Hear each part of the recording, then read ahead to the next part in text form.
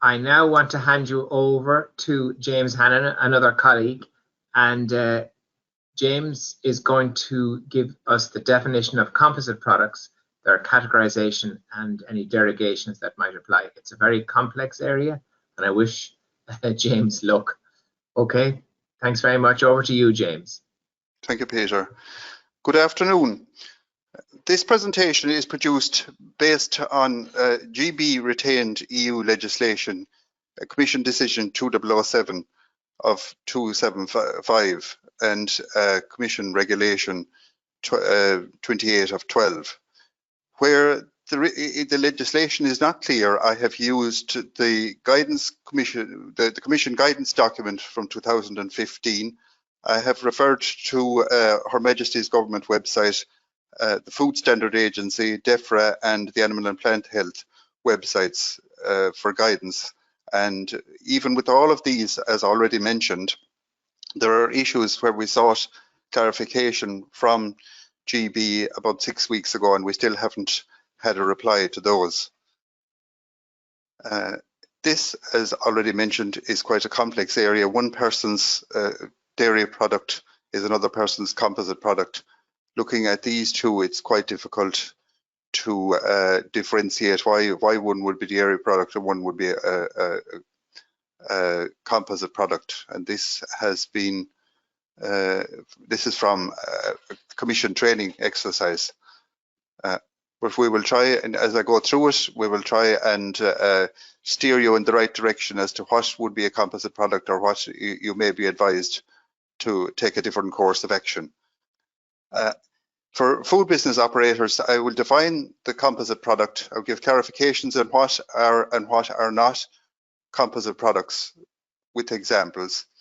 For composite products that will require an export health certificate and those that will not require a health certificate, and some documentation for the products that are derogated that won't require a health certificate for our composite products.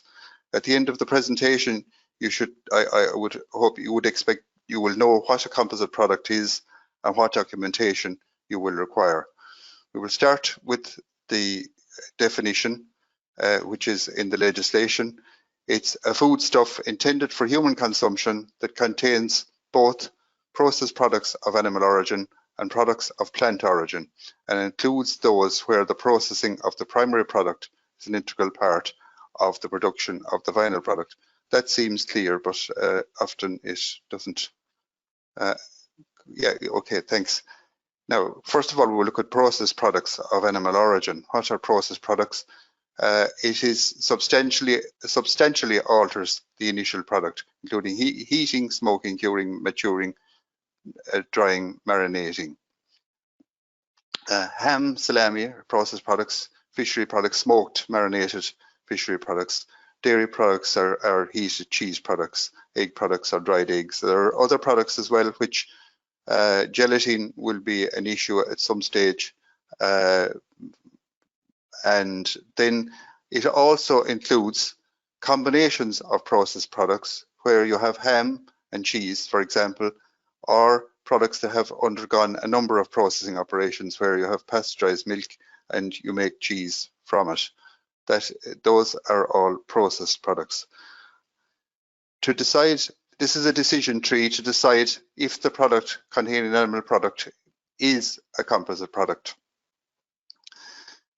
Again, it's from the definition. Is the product of animal origin, the final product processed, or did processing take place during the preparation of the final product? So a ham sandwich would be where you use a processed product to make a composite product, and the product is already processed. If you have an Irish stew, say, for example, where you put in fresh meat and vegetables into and cook it, that will also make a composite product. So if the product is not processed, it is an unprocessed product of animal origin. So you take it that your product is processed. Does the product contain product of plant origin? If the answer is no, then it is a processed product of animal origin, no matter how many processed products of animal origin you have within it. The next issue that arises, which is the one that causes a lot of difficulty and is the complicated part of it, which we will discuss later at some length, is does the plant product give special characteristics to the final product, flavor, sweetness, color, texture, or is it necessary for the manufacture of the product? Such as the best example is where you have fish in oil, in canned fish in oil. And the most straightforward part is it for human consumption? It must be for human consumption. And on the right there, it's a composite product. A product which you often wouldn't think of as a composite product, which is mentioned here, is cream liqueurs. So they are a composite product.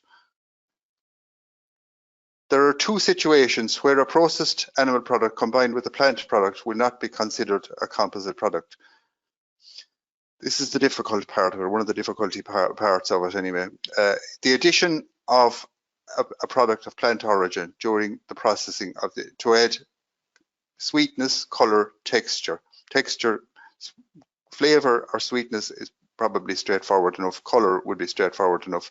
Texture is an area which causes some confusion to people, but and we'll give an indication of what there might be.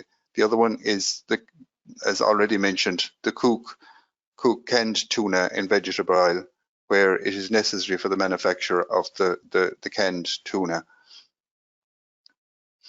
Now we'll go through a list here. So the first one is uncooked meat pie containing raw meat. It's not a composite product because the meat is raw. It will be a meat product and will require a certificate for that. Honey with nuts is not a composite product because the honey is raw.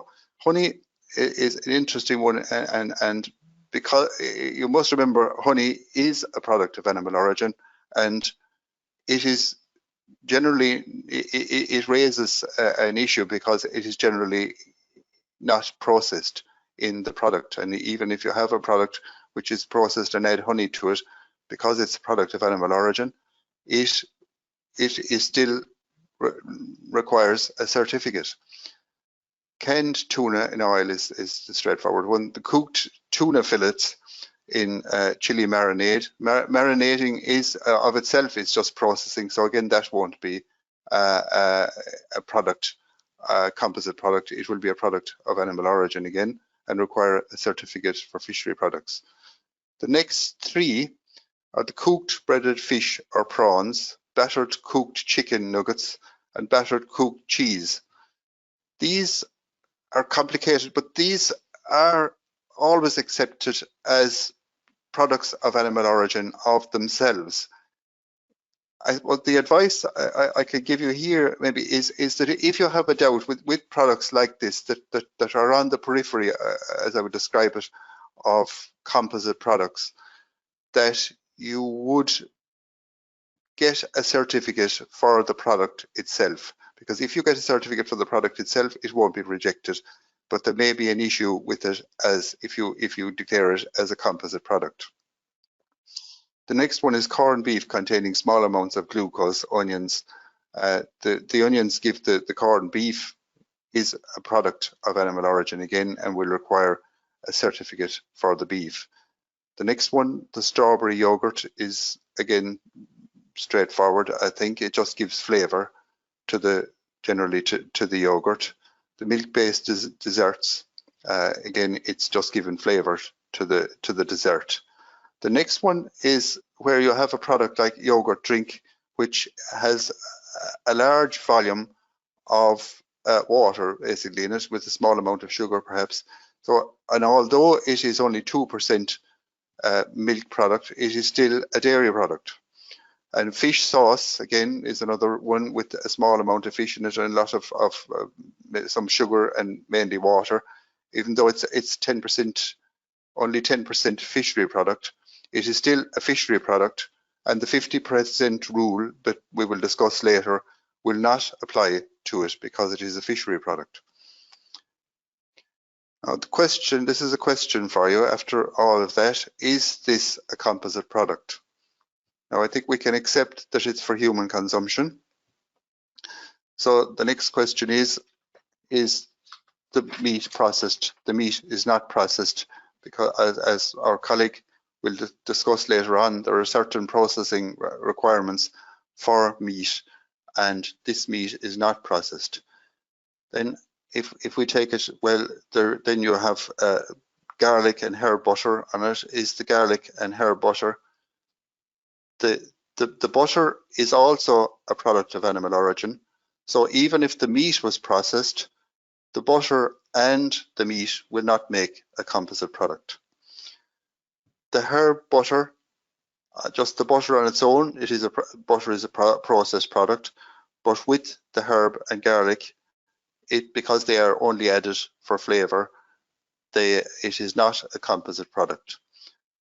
Therefore, this falls down on three different issues: the processing of the meat.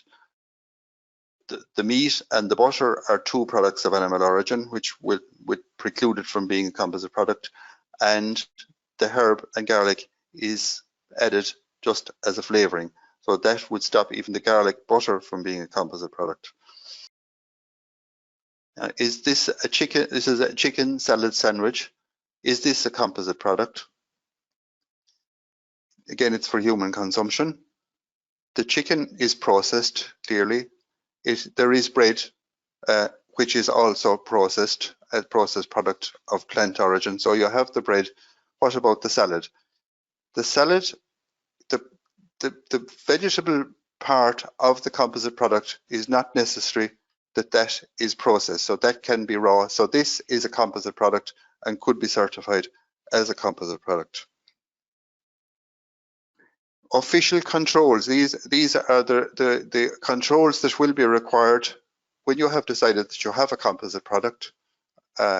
You will now look at whether it will require certification or what documentation it will require.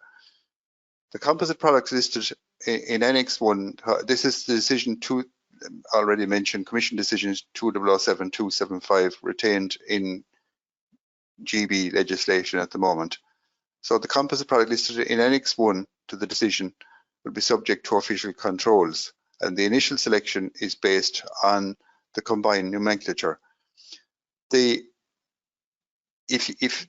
find out, this will be the other way of ensuring that your product is a composite product, and it is essential that you do this as soon as possible, that you establish what is the customs code for the product that you intend exporting.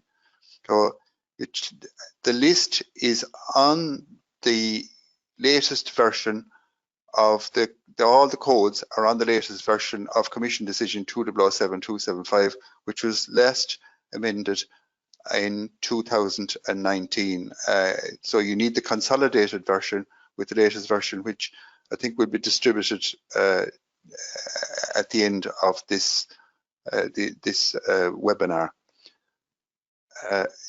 Article 4, this is composite products subject to official controls. This means the export health certificate is required for these products. So composite products containing processed meat product, any processed meat product. I will go back over these again afterwards. I'm just giving really the legal basis for the requirements for these at the moment. Composite products containing half or more of their substance of any one processed product of animal origin other than processed meat product. So if it contains any product of animal origin that makes up more than half of the composite product, it will require a health certificate. And then composite products containing no meat products and less than half of their substance of processed milk products, where the final product does not meet the requirements of Article 6. We will go to Article 6. So those are the products that will always require a health certificate. There are derogation for certain composite products and foodstuffs that won't require a health certificate. Some of these will require to be presented from the 1st of January 22 at a border control post, and we will discuss this shortly.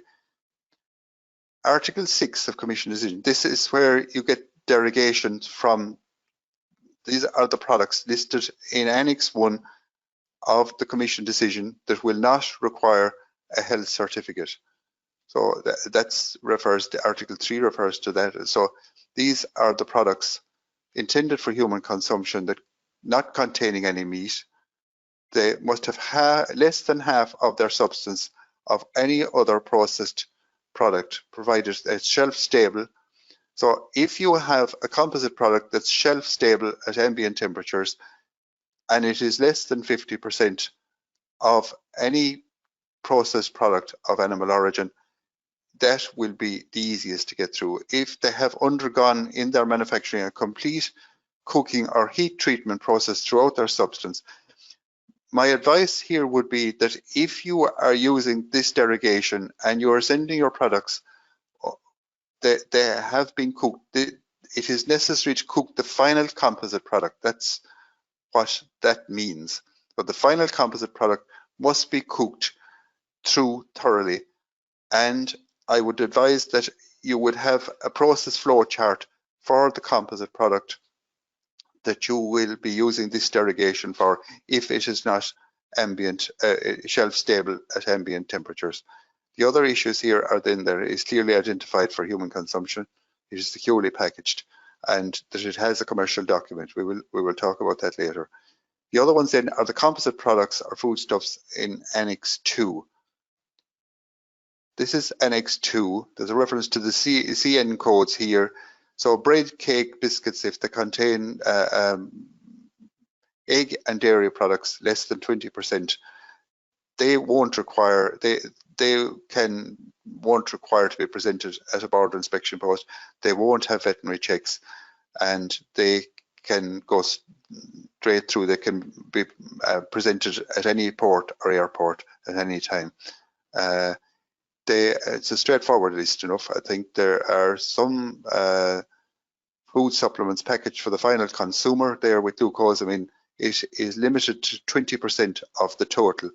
Where you have food supplements in larger amounts, they will likely to be composite products and they will require certification, even if they have glucosamine, chitosan, and they aren't covered under the certificate that is, so they will require specific certification, which will be quite different from the certificates that for the meat, milk, eggs, and fish products.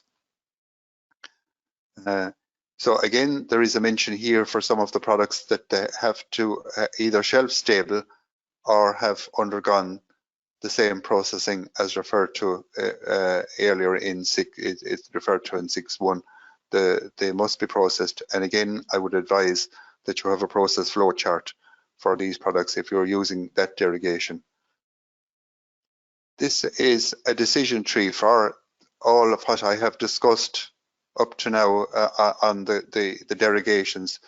Decision tree for composite products requiring certification and subject to import, those subject to import controls to GB from the 1st of January 22.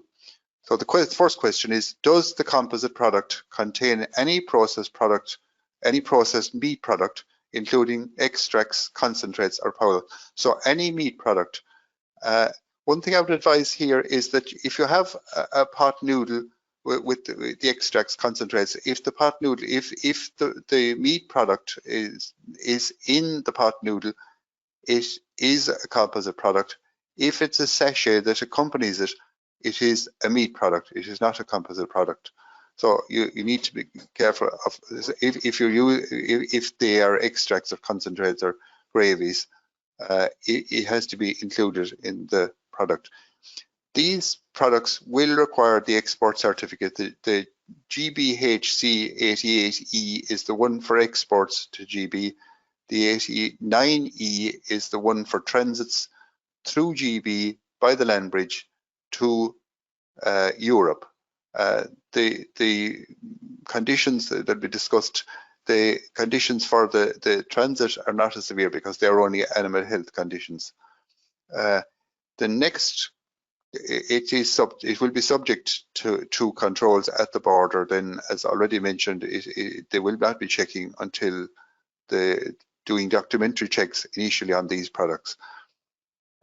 Then if it has no meat product in it, the easiest question to establish is, does it contain in total processed products of animal origin of 50% or more of the composite product? If the answer is yes, then you have to continue on. If no, then you look at the bottom, which is the Article 6 conditions. Is it shelf stable at ambient temperature, or again, has clearly undergone in the manufacturing? That is the composite product. The final composite product must be fully cooked.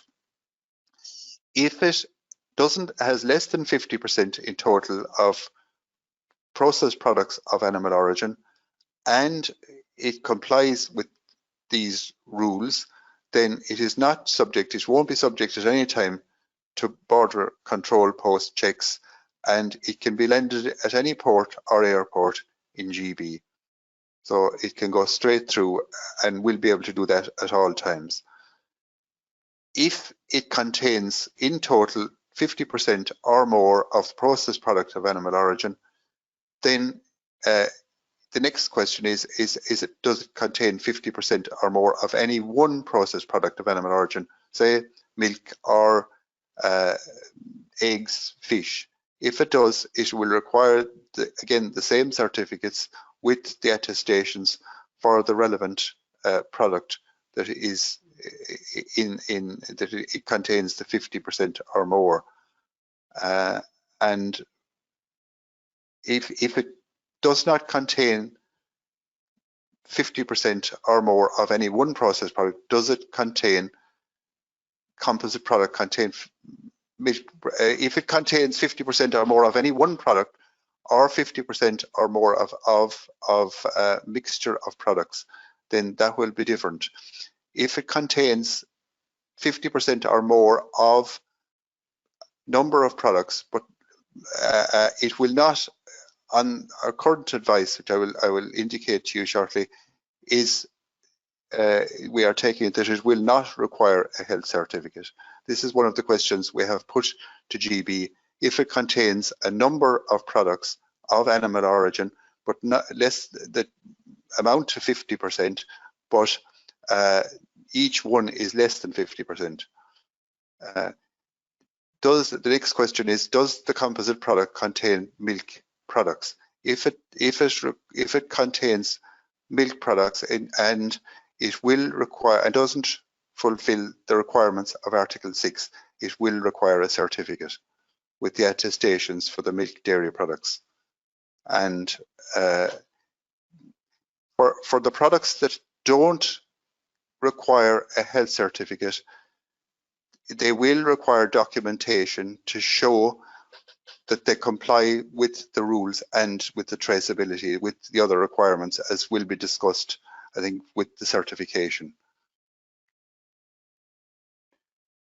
This is going through the documentation and with the issue of, as mentioned just now, of the 50% of processed products of animal origin, but made up of more than one product. This indicates a contradiction between the two websites. Her Majesty's Government website here on the left advises that a certificate will be required. Now, it is difficult to know what exactly you will need to be certified on the certificate for this product. And in that website, it provides down here, it provides, if you see the circle with here on it, and for more information. And when you go into that, it brings you a link to the Food Standard Agency website, which has questions and answers, which we will provide you at the end of this webinar, which indicates that you don't need a certificate. So that is the position we're taking at the moment. So this is a document which we have included on a trader notice to assist you in completing the commercial document for products that do not require certification, to enable you to get it through. You don't have to use this one, but this covers all the issues. You need to have your list of products listed on the commercial document. this is not a list of proteins, fats, carbohydrates. It's a list of actual products in it, what is made up of. For the dairy products, as mentioned already, if it is not, if it doesn't comply with Article 6, any dairy product will require a certificate, and it needs to be processed. This indicates really where, on the right-hand side, there's footnotes on this draft commercial document for you to use, so you can follow through on all the requirements. The milk product must be processed. The establishment approval number of the composite product, if it is not ambient, that is the requirement. It is not strictly in compliance with the legislation, but that is the requirement of that Food Standard Agency documents. So I think we would go along with that to comply with that requirement. That is the end of my presentation. Thank you.